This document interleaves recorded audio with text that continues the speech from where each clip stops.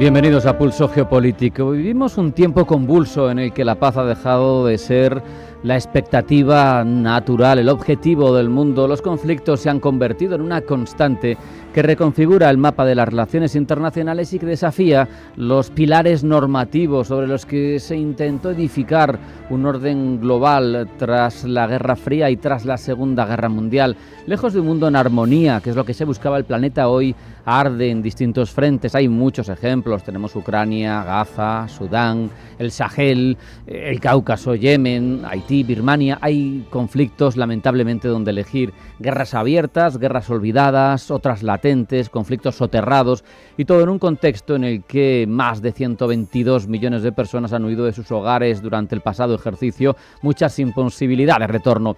Los últimos informes del Instituto Leibniz para la Paz y los Conflictos ofrecen un diagnóstico claro y tremendo. La paz está retrocediendo en todos los frentes. Lo más preocupante no es solo la cantidad de conflicto, sino la calidad de las guerras actuales, el tipo de violencia que se ejerce. Vivimos una era de deshumanización en las guerras, aunque parezca paradójico el término, de deshumanización en la violencia. El derecho internacional humanitario se vulnera de forma sistemática.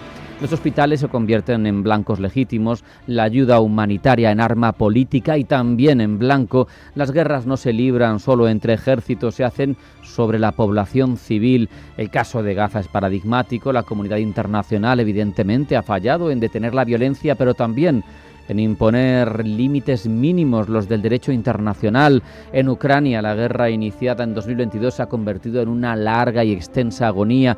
Rusia ha demostrado no solo desprecio por la soberanía de un país vecino, sino una voluntad explícita de someter por la fuerza a una población entera, y además a un país que renunció a un arsenal nuclear de forma voluntaria precisamente para ahorrarse posibles invasiones. O Sudán, con conflictos interétnicos agravados por luchas entre facciones militares y que dejan un país colapsado con millones de desplazados. O el Sahel, con el auge de los grupos yihadistas, el fracaso del modelo francés de intervención en África y los golpes de Estado. O en Birmania, ese golpe de 2021 que ha consolidado una represión brutal mientras la atención internacional se evapora.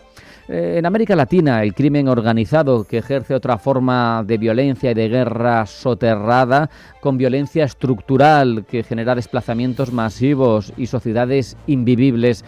O la situación que hay en Haití, donde el Estado ha colapsado completamente. Y a todo esto, la ONU, las instituciones internacionales arbitradas para intentar limitar estas situaciones, paralizada. La Corte Penal Internacional, ignorada por las grandes potencias. El derecho internacional, sometido a intereses estratégicos. La OTAN, sin futuro, al menos mientras esté Donald Trump al frente, y con todo el desencuentro que se vive en una primera economía que ha girado, y una primera potencia militar, que son la misma, Estados Unidos, que ha girado su foco de interés hacia Asia, y a la que la alianza del Tratado del Atlántico Norte no le interesa especialmente. La política exterior de Estados Unidos se ha convertido en un proyecto de alineamiento con autócratas, de desinversión diplomática, de chantaje militar, y su desprecio hacia Europa no es un desliz, es doctrina. Europa en este escenario aparece como una potencia desarmada, moral y estratégicamente, y de forma militar.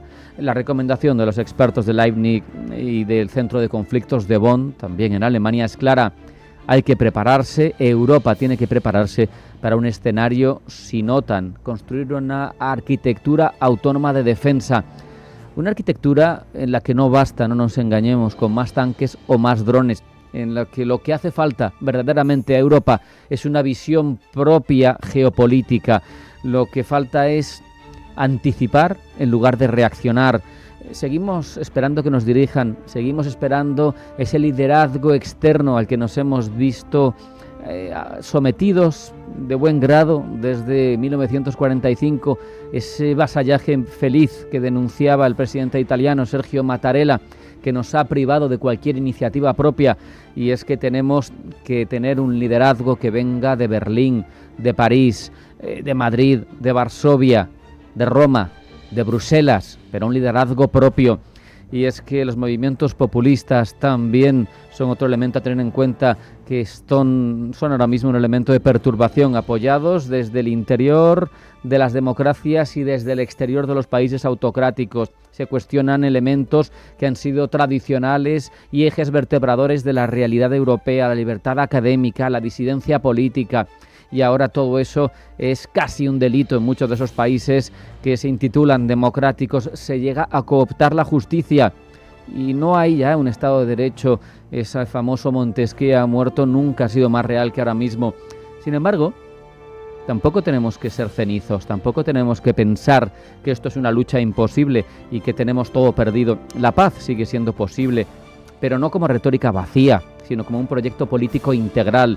Un proyecto político que implica decisiones, acciones, restaurar el derecho internacional, invertir en prevención de conflictos, fortalecer el multilateralismo que tampoco gusta en Washington, invertir en diplomacia, controlar las exportaciones de armas, promover un desarrollo también que no deje a nadie atrás, evitar el neocolonialismo financiero y energético. La seguridad no puede entenderse, es una ilusión, como defensa militar solamente. Debe incluir justicia social, acceso a cuestiones básicas como el agua, soberanía alimentaria, educación, salud, porque si nos seguimos armando hasta los dientes y blindamos nuestras fronteras mientras el resto del mundo arde, estaremos equivocándonos. La paz no se compra, la paz se construye.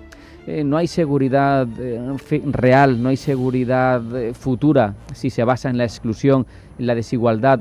No hay futuro sin justicia. Si la paz ahora mismo se retira, no es por azar, es porque la hemos dejado sola. Pero como digo, estamos a tiempo de cambiarla de forma activa. Si somos actores pasivos, al final arderá todo, arderá al exterior y terminará ardiendo el interior. Vamos a hacer un alto en el camino. A la vuelta les contamos las noticias más relevantes que han llegado a nuestra redacción con la ayuda de Pablo Llanone. No se vayan, sigue Pulso Geopolítico.